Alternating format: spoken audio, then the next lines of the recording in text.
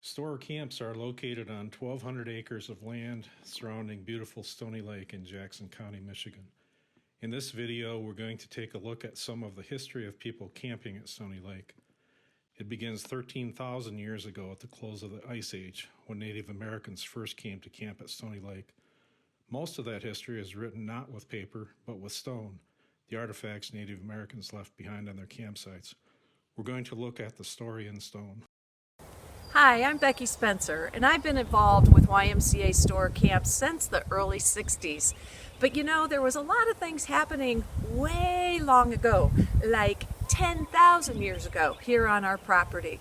And we have a camp friend whose name is Dan Wymer, who discovered his first arrowhead walking down a dirt road on the east end of Stony Lake. He's here today and is going to share with you all about our rich history with indigenous people. I'm Dan Wymer, and I've been studying the archaeology of Stony Lake for more than 50 years. I've located 9 Native American campsites within Storer Camp's property and 14 others on properties that adjoin Storer Camps. And I'm standing now on the largest and most frequently used of these campsites at the east end of Stony Lake. My research has shown that at least 30 different groups of people camped here at different points in time, dating back thousands of years. The very earliest of these campsites were shortly after the close of the Ice Age. Most of these groups of people were relatively small. They were families of probably 7 to 10 people, including usually 3 or 4 children. They would usually build a dome-shaped house structure just large enough for the family to fit in. So the structures would be larger or smaller depending on how many people needed to fit in. Each one of these dome-shaped structures included a shallow fire pit that would go down maybe a foot or so into the ground. And this site has been farmed for more than 150 years, so plowed many, many times. The top 10 inches of these fire pits were all destroyed by that, but quite often the deepest 3 or 4 inch layer is still preserved down there and contains ancient pieces of charred wood and fire-cracked rock. We're also standing near what is the only instance of a longhouse structure that I've ever found on a campsite around Stony Lake. It's behind me, and I excavated it many years ago before these trees grew up on it. And a longhouse is different from the dome-shaped structures that I talked about. It was built to house multiple families, and there was always a straight line of fire pits right down the middle of that longhouse structure, and families living on either side of it shared a fire in the middle. When I excavated this area behind me, I found one of those straight lines of fire pits, 4 fire pits perfectly aligned, and that told me that it was the location at one time of one of those longhouses. And I also found a distinctive French gunflint in that same area. The French gunflints are made of a honey-colored flint that was mined in France. So I think this was probably a group of refugee Hurons. Many of those groups fled from Canada into Michigan in the 1600s. Iroquois war parties coming out of what is now the state of New York attacked the Huron villages and destroyed them and destroyed the longhouses in them. So the people fled into Michigan, and I'm pretty confident this was probably one of those refugee groups. So let's go inside now and take a look at some of the artifacts that have been found on this and other sites around Stony Lake. All of the artifacts that I'm going to show you were found on Native American campsites around Stony Lake. And it's possible occasionally to find a perfect arrow or spear point, but most of the time what we find are broken fragments of spear and arrow points that were discarded on the campsite. The Native Americans had a lot more effort invested in making the spear or arrow shaft than they did in making the actual point. So if they were out hunting and the stone point broke, they would never just throw away the spear or arrow shaft. They would bring it back to camp, remove the broken base that was still attached to it, and discard it on the campsite and replace it with a new one. So that's why we find so many of these broken spear and arrow point bases on campsites. I mentioned earlier when we were out at the site that of those 30 occupations, 2 of them dated way back to the close of the Ice Age. These 2 broken spear point bases here at the right are from that very, very old occupation, and that's part of what makes that such an important occupation site. There are not very many of these extremely old campsites known in Michigan. Quite often, broken spear or arrow points were not just thrown away. If they were large enough to still have some use, they would often be chipped into cutting tools, and these are 2 examples of that. This one is too short to use as a projectile point anymore, so it was chipped down into 2 sharp edges that could be used as a knife. And similarly, this one was chipped down along one side, again to be used as a cutting tool.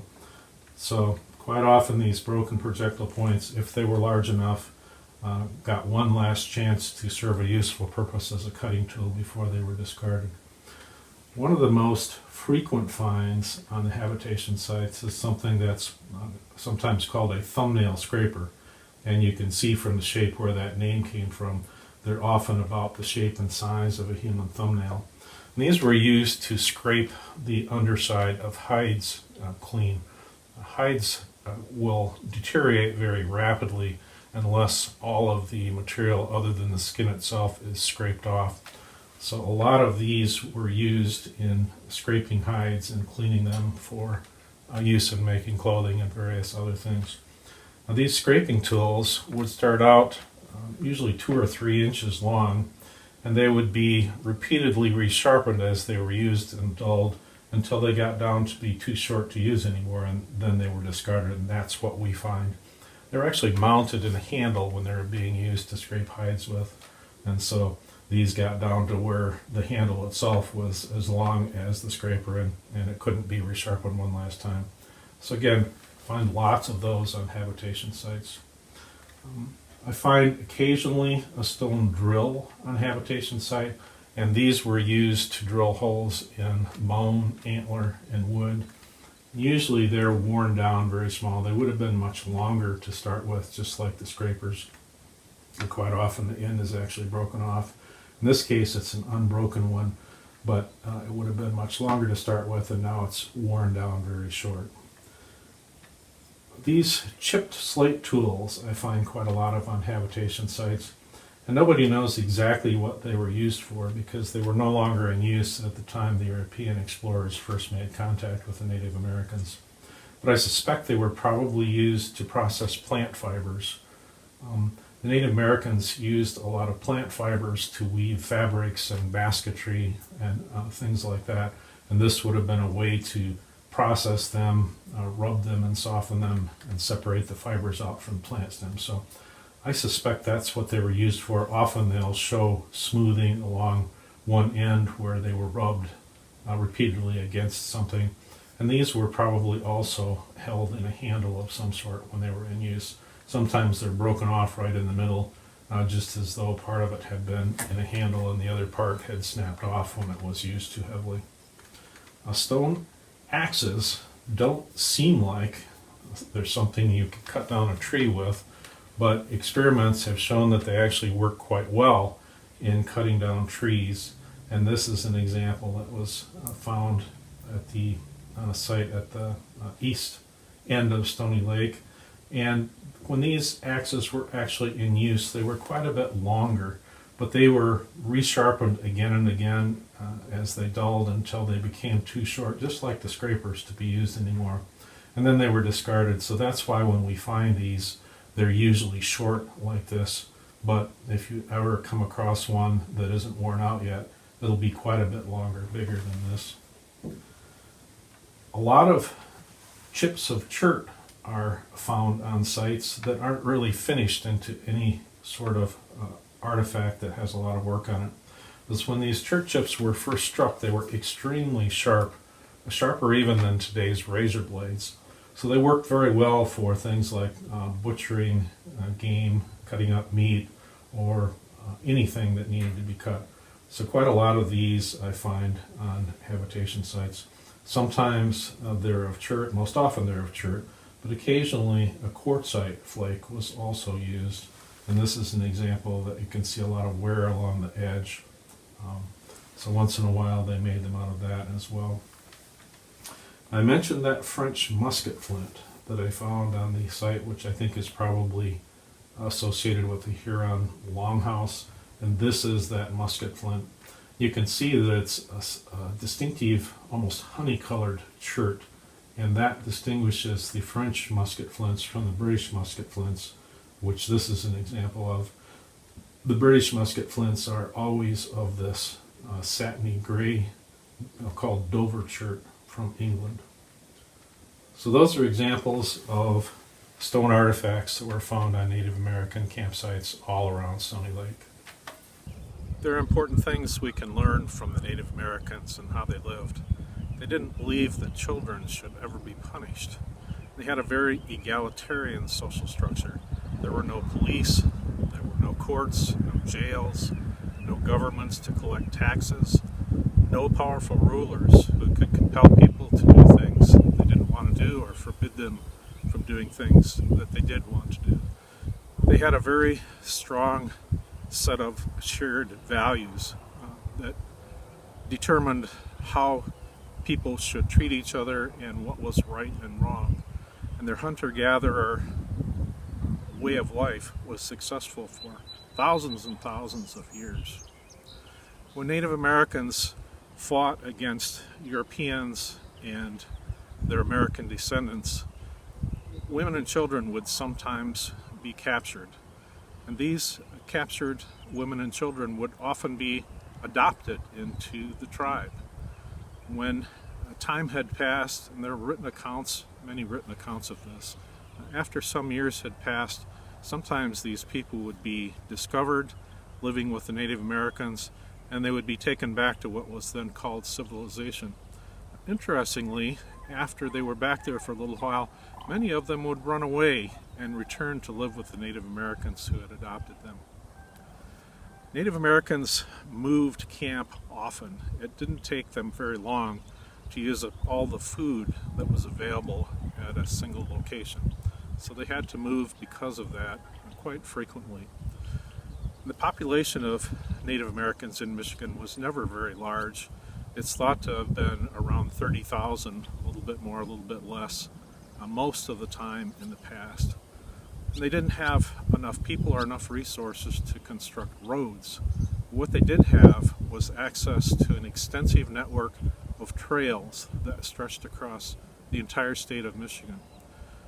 And deer, elk, caribou, other large animals use these same trails to move around, and the animal traffic on these trails kept them open and clear and usable by people. So the Native Americans had a pre-built and pre-managed network of trails that they could use to move around the entire state without them having to create them. South Stony Lake Road, which runs along the southern edge of Storer Camps, was actually one of these trails originally, and that's why the road curves and twists so much. It followed the natural path of that original trail. And there is a very well-known book called the Archaeological Atlas of Michigan that was developed by Professor Hinsdale at the University of Michigan and published way back in the 1930s, that brought together all the available information about the location of trails in Michigan, and it has a map of each county and the trails that were within it.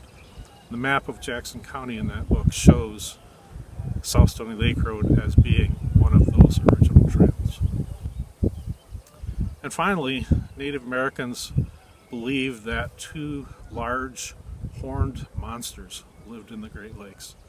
One was called Michipishu. It was a giant underwater panther, and the other was called Michiganabik. It was a giant serpent that also lived under the water. So you might think in a place like Stony Lake, far from the Great Lakes, no one would need to give much thought to that. what the Native Americans did, they believed that there were underwater rivers that connected inland lakes to the Great Lakes, and that the Michiganabek and Michipichu could swim up these rivers to reach the inland lakes and surface without warning in places like Stony Lake. So when you're at Camp Storer, please give a little thought to the story in stone and the history of the Native Americans who lived around Stony Lake and wrote that history in stone.